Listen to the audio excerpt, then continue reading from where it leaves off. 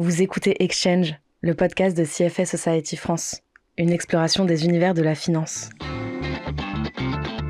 Philippe Maupas débat avec des dirigeants des enjeux stratégiques pour la finance et de l'avenir de l'industrie.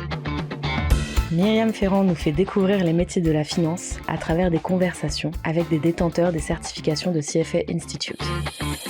Lenny Kessler échange avec des experts sur les enjeux extra-financiers auxquels la finance peut contribuer de manière effective, tant en matière de durabilité que d'impact.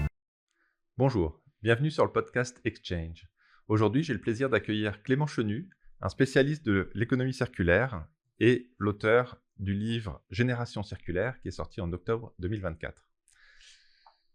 Bonjour Clément. Bonjour.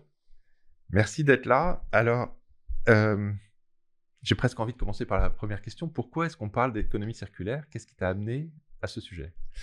Alors, pour ma part déjà, je travaille sur l'économie circulaire depuis quelques années maintenant, effectivement, depuis 4 ans, je dirais, de manière plus active. Auparavant, j'étais consultant en stratégie de transformation dans des grands cabinets, mais surtout, c'était l'envie de s'engager dans un domaine de spécialisation qui me convenait. Pourquoi?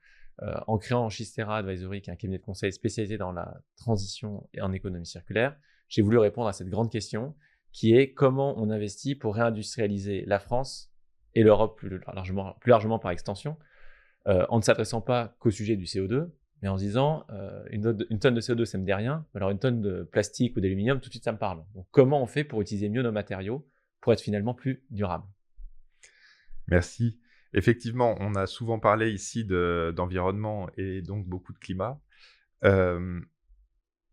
L'économie circulaire, on a l'impression qu'au lieu d'être un problème, c'est plutôt une solution. Donc, quand on a la taxonomie avec nos différents sujets, est-ce que déjà tu partages ça et en quoi ça peut être une solution? Jusqu'où ça peut être une solution? Le constat, en tout cas, dans lequel on est, c'est que beaucoup de personnes, en tout cas dans les initiatives ESG, qu'on soit de près ou de loin impliquées dedans, font face à une certaine fatalité, soit parce que c'est trop cher, c'est inaccessible, les impacts, c'est déjà trop tard, en fait, on n'y arrivera jamais. Alors que dans les faits, il y a beaucoup de grands chamboulements qui font que tout est possible, et je vais en revenir après sur la définition de l'économie circulaire, sur en quoi l'économie circulaire est une solution.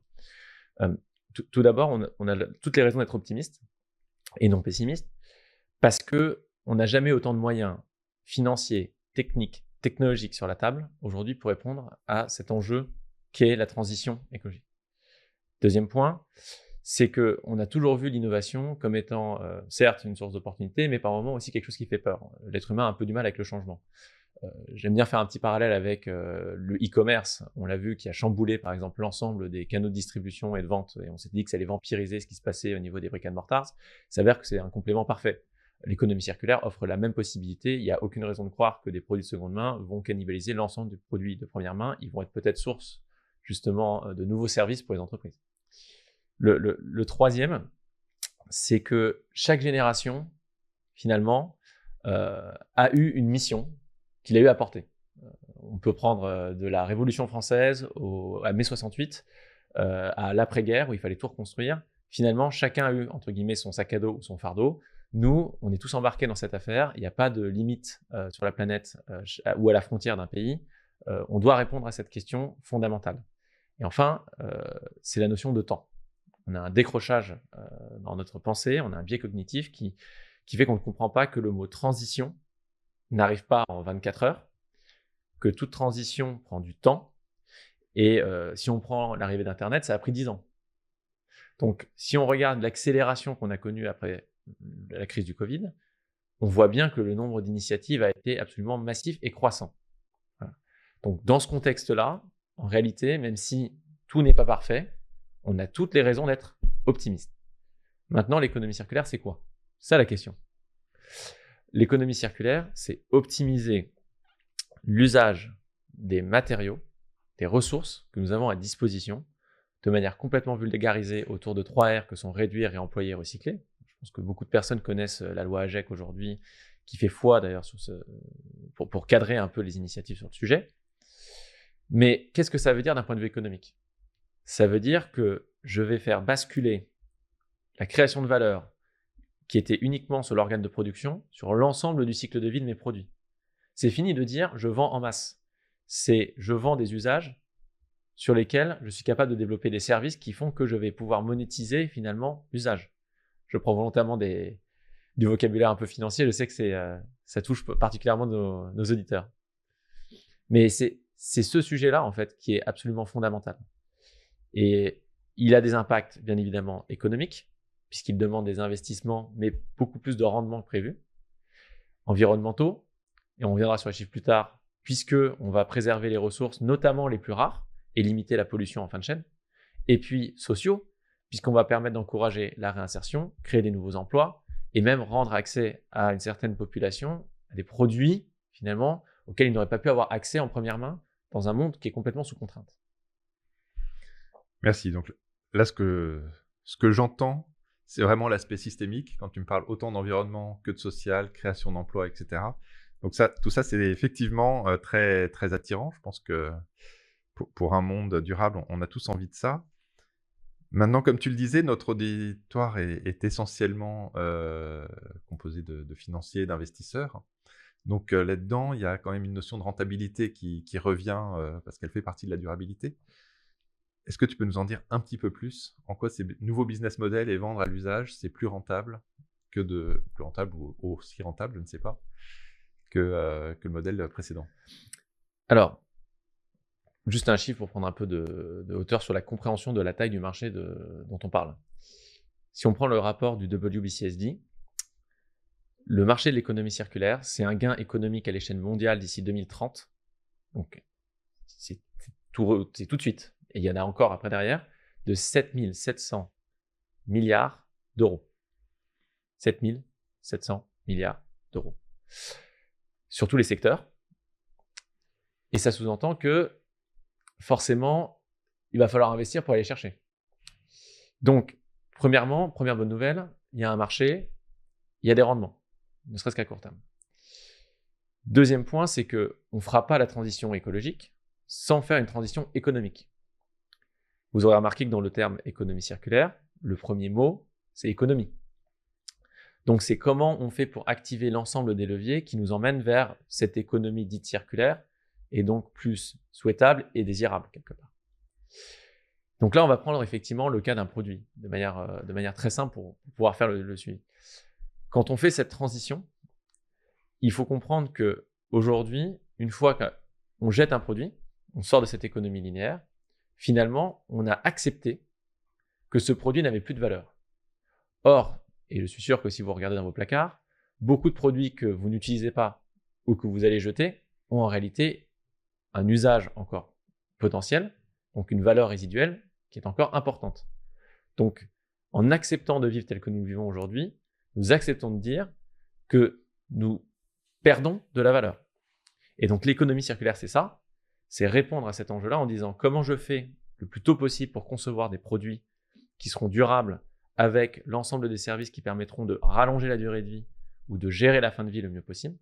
Et comment je fais pour structurer finalement l'ensemble des services et des opérations, notamment la supply chain, qui me permet de vendre plus d'usages.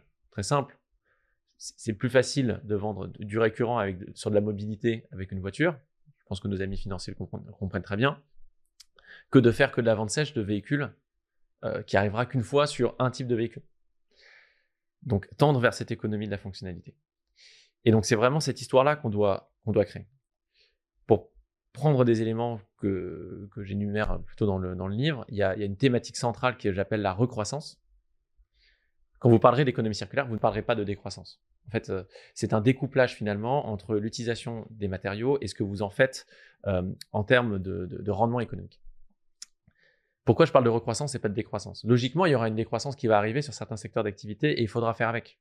C'est-à-dire que, et ça a déjà commencé, c'est-à-dire que quand on est parti du principe qu'on allait passer des voitures thermiques aux véhicules électriques, forcément, le marché du véhicule thermique va décroître. C'est logique, mais c'est une technologie, c'est schumpeterien.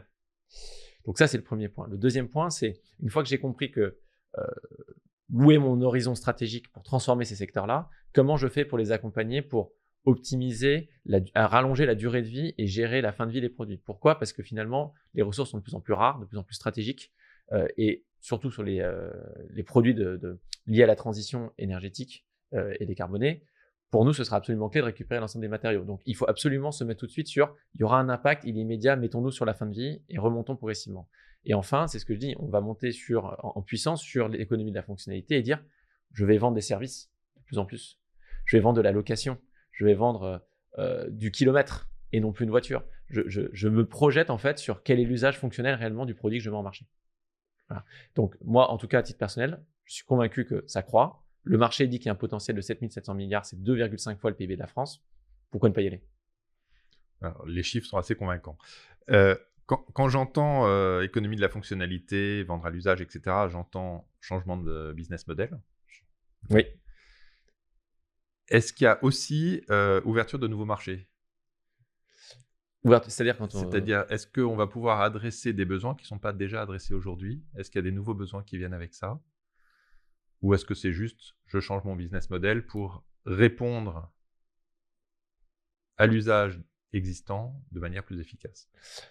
En réalité, je vais vous répondre un peu des deux. Je vais vous répondre même en même temps. Mais déjà, c'est partir du postulat qu'en termes d'actifs que je génère en tant qu'entreprise qui produit finalement des produits qui mettent en marché, je vais déjà faire mieux. C'est-à-dire que je vais leur donner d'autres vies et donc en fait potentiellement d'autres usages à une même personne, un même client, voire à plusieurs clients. Et puis, je serais peut-être capable aussi de développer des nouveaux services autour de ces produits auxquels je n'avais pas pensé en rentrant finalement dans ce nouveau paradigme qu'est la circularité. Aujourd'hui, la réparation, elle est connue. Cependant, elle n'est pas démocratisée sur l'ensemble des produits et la remise à neuf, aujourd'hui, est un marché qui est en train de se structurer. Donc, on est au début et aux prémices.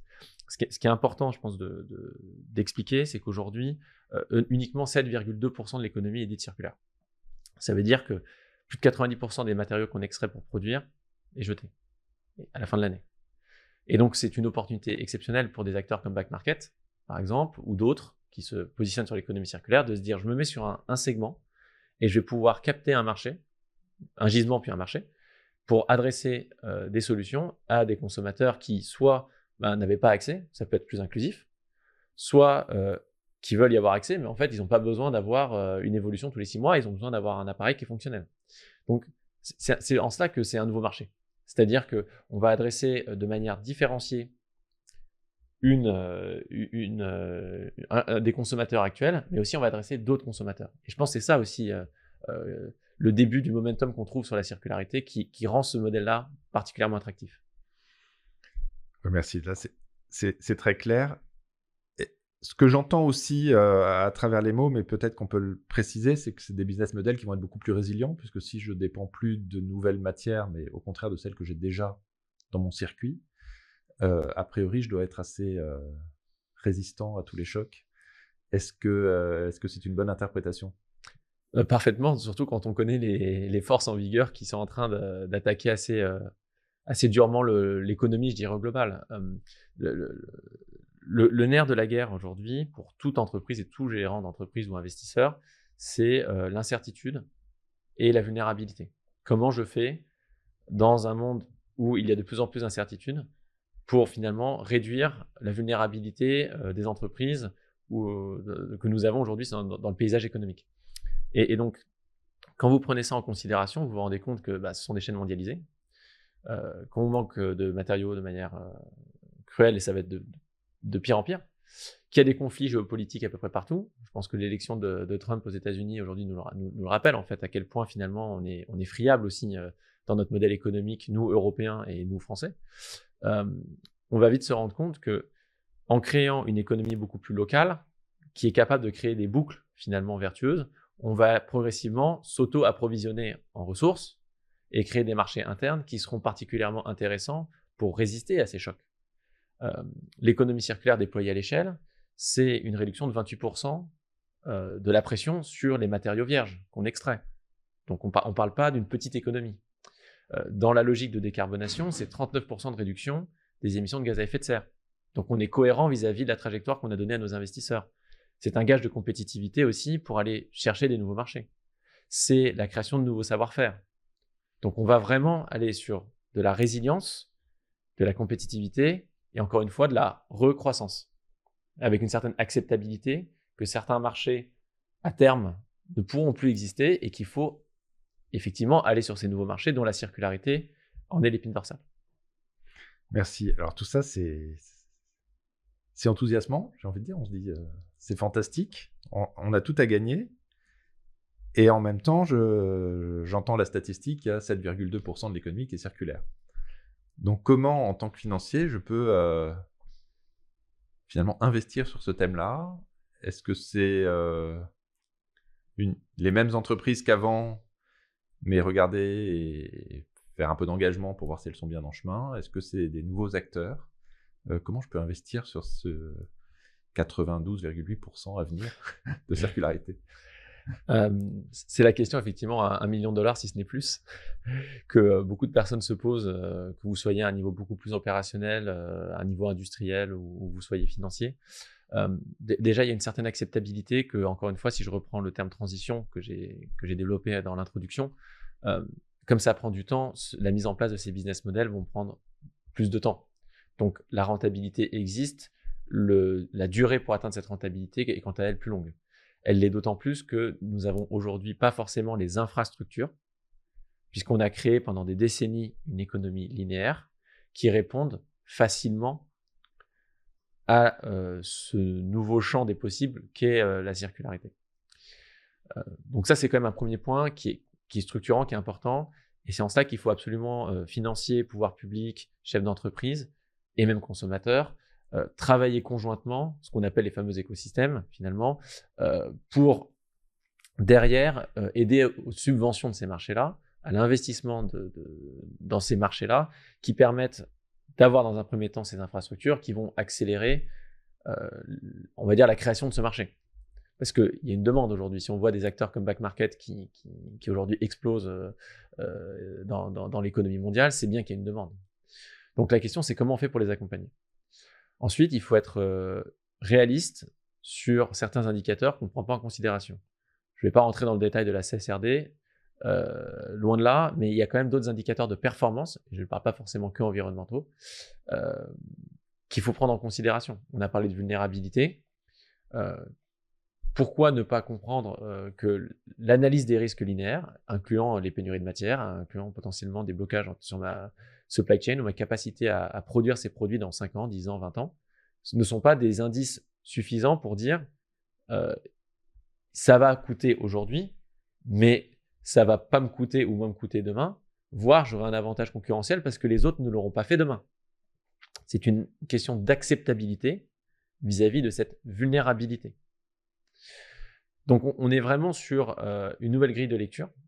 Et quand je prends l'exemple effectivement du passage à l'usage, l'analyse aussi de rendement économique, au lieu de dire vous avez vendu dans votre année X produits, posez-vous la question sur par produit, est-ce que j'ai réussi à prolonger sa durée de vie et de combien, et quel est l'usage, l'intensité d'usage que j'ai réussi à faire de ce produit qui m'emmène dans une logique de résilience et de robustesse.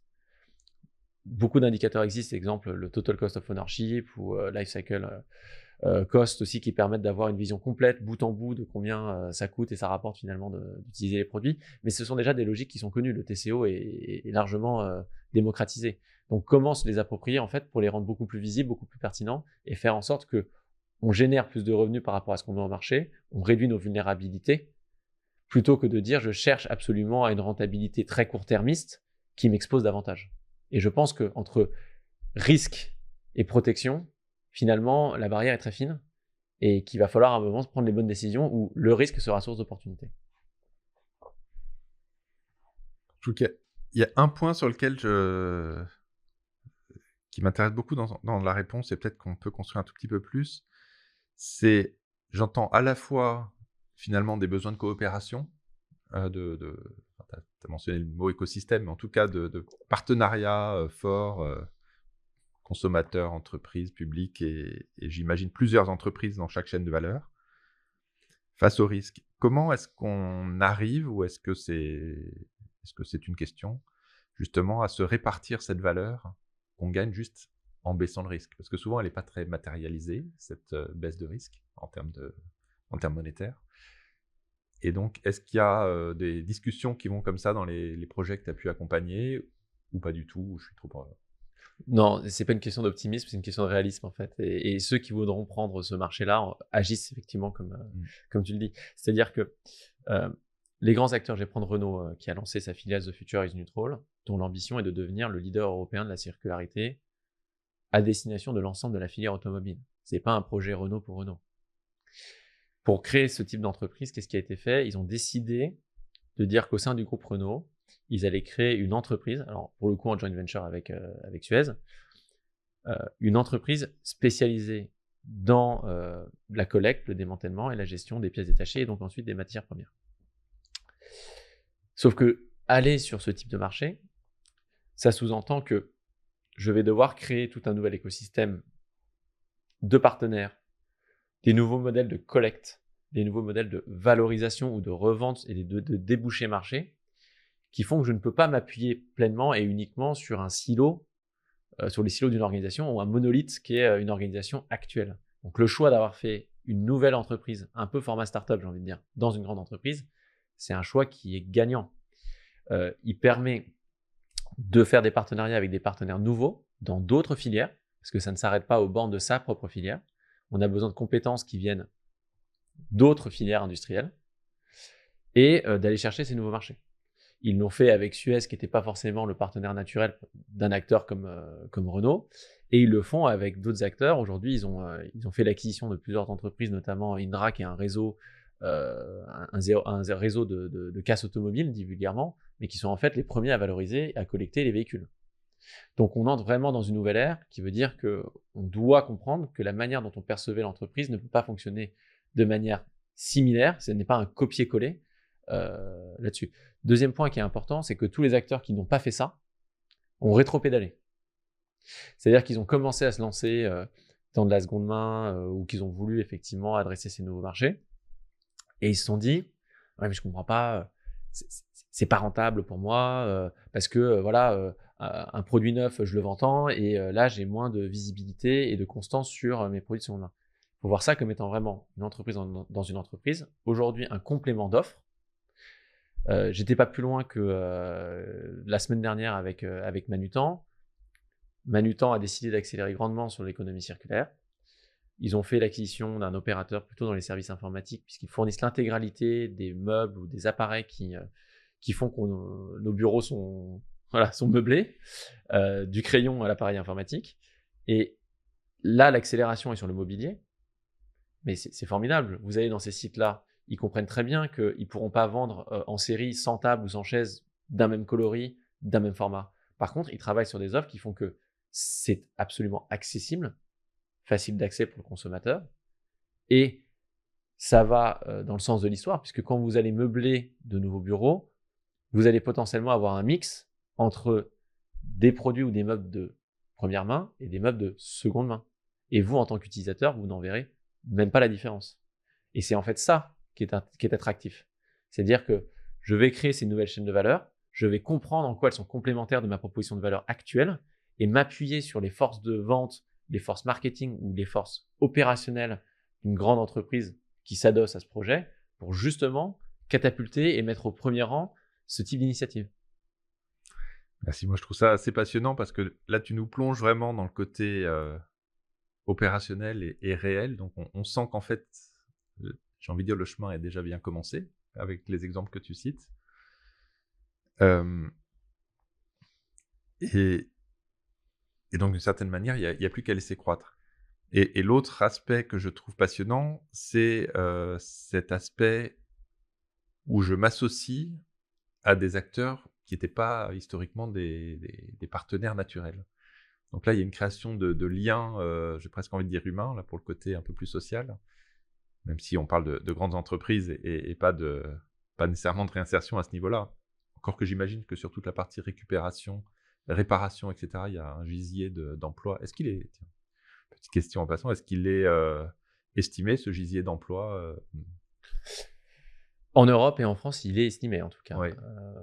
Et c'est une véritable opportunité. Alors, dans les aspects sociaux, déjà, ce que j'ai pu évoquer, c'était effectivement la partie ne serait-ce louable de dire qu'un produit en fait issu de l'économie circulaire coûte en moyenne 30% moins cher. Donc, vous donnez vraiment accès à des services à des populations qui n'en ont aujourd'hui pas les moyens ou qui en auront peut-être de moins en moins les moyens, surtout si les prix de première main vont continuer à exploser. C'est le cas, par exemple, d'une voiture. Aujourd'hui, je crois que c'est 56 ans l'âge de l'acheteur de la voiture de la première main en France. Donc, il faut être assez réaliste, finalement, sur le fait que ça puisse déborder sur d'autres secteurs. Et donc, il y a un aspect social, finalement, aussi, à rentrer dans cette logique-là. Et pas social uniquement bénévole, mais bien social dans le sens où on va adresser un marché où on avait des consommateurs et ce sont toujours nos consommateurs. Donc ça, c'est quand même le premier point qui est important. Le deuxième, c'est à l'origine, souvent, on associe économie circulaire à recyclage ou aux ESS. Ce qui est vrai. Ils ont été les premiers acteurs, les ESS, à entrer dans cette danse-là. Et on ne peut pas aujourd'hui faire sans eux. C'est-à-dire que dans tout ce qui est collecte, tri, etc., ils sont des acteurs essentiels et ils permettent aussi l'inclusion, c'est-à-dire et la réinsertion. Beaucoup, finalement, d'entreprises dans la circularité très rentables, d'ailleurs, et croissantes, sont des entreprises avec des salariés souvent issus de la réinsertion. Ensuite, sur les emplois au global, en termes de chiffres, c'est 3 millions d'emplois à l'échelle de l'Union européenne, 300 000 emplois estimés en France d'ici 2030, nouveaux. Donc c'est là où, si je reprends mon histoire de e-commerce, si on prend les professions, on est sur cette complémentarité. C'est-à-dire qu'on va créer des nouveaux emplois, mais on va avoir aussi une bascule de certains emplois qui étaient sur de la vente traditionnelle vers de la vente de produits issus de l'économie circulaire. Donc c'est tout ce spectre-là qu'il faut prendre en considération. D'où la notion de vision systémique, qui consiste à dire que demain, peut-être que vous ne travaillez pas avec des ESS, et ben vous n'aurez peut-être pas le choix, et ce sera en plus extrêmement productif pour vous. Donc c'est vraiment ce nouvel ordre nouveau que je souhaite aussi souligner par ce message. Évidemment, il y a un potentiel qui est exceptionnel, mais on n'arrivera à le faire que si on est capable de collaborer avec les bons acteurs au niveau le plus local possible. Merci beaucoup Clément. C'est passionnant. J'aime beaucoup l'aspect systémique. On a déjà parlé, tu sais que je suis un fan de systémie. Et surtout, c'est extrêmement optimiste. Tu es en train de nous parler de 300 000 emplois, de 7 000 milliards, je crois, 7 700 milliards. C'est ça. Moins 39% de CO2. Enfin, il n'y a plus qu'à y aller, si j'ose dire. Notre dernière question traditionnelle. Est-ce que tu as, alors en plus du livre évidemment Génération Circulaire, soit des livres, soit des podcasts à nous recommander? Alors, livres, podcasts, films, j'en ai quelques-uns. Évidemment, je vais pas mentionner mon livre. Je suis convaincu en tout cas de l'enjeu de citoyenneté qui se cache derrière. En fait, c'est un peu une introspection de quel citoyen on a aussi envie d'être. Hein. Donc moi, j'aime beaucoup des écrits un peu plus politiques et autres. Donc c'est plutôt Où atterrir de Bruno Latour, qui m'a permis de bien comprendre aussi quels étaient les enjeux politiques finalement du moment et à venir. Voilà, c'est pas forcément un livre très léger, j'en conviens. Et puis récemment, j'ai été assez marqué en termes de film par Le garçon qui dompta le vent, qui est issu d'une histoire vraie. En fait, si j'explique rapidement le pourquoi du comment, et c'est un lien avec la circularité. En fait, au Malawi arrive une sécheresse et seulement 2% de la population a accès à l'électricité. Donc, pas d'électricité, pas d'énergie, forcément beaucoup moins d'eau. Et donc, il y a un garçon qui va justement apprendre à dompter le vent pour créer de l'énergie avec du vent lui-même. Et c'est tout un apprentissage sur la vie, la créativité et l'humilité. Et je pense qu'on en a tous grandement besoin en fait aujourd'hui. Et c'est très rafraîchissant finalement de voir ça. D'autant que c'est issu d'une histoire vraie, donc on se l'approprie d'autant plus. Merci Clément. Merci. Moi, je ne connaissais pas ce film. Je crois que je vais très vite aller le regarder. Merci pour cet optimisme et ce vent de fraîcheur. Merci. Vous pouvez écouter le podcast Exchange sur les plateformes d'écoute habituelles et vous y abonner. Si vous avez aimé cet épisode, n'hésitez pas à le liker. Ce podcast est fourni à titre d'information et rien de ce qui y est dit n'est assimilable à une recommandation d'investissement. Les invités et les hôtes du podcast Exchange s'expriment à titre personnel.